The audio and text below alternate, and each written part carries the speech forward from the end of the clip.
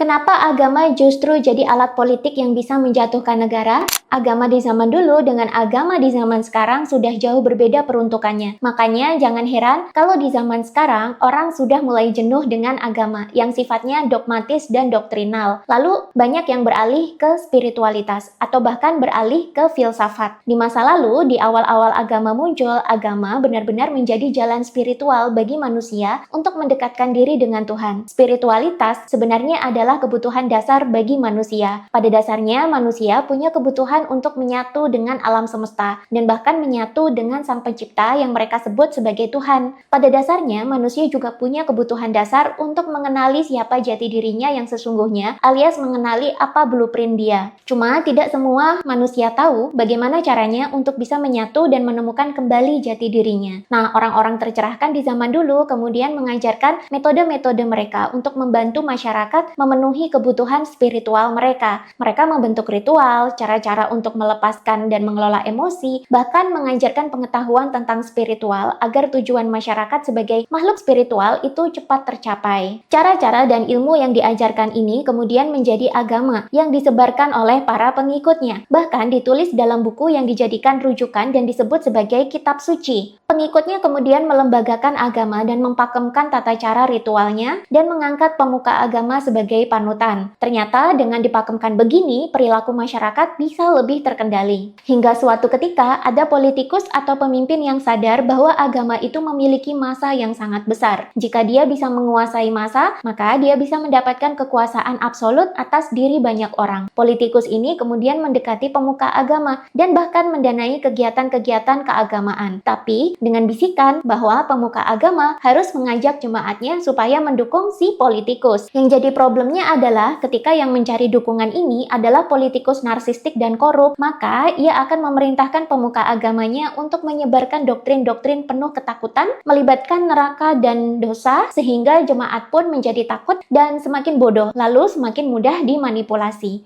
Apakah kalian pernah menemukan pola yang serupa terjadi di Indonesia?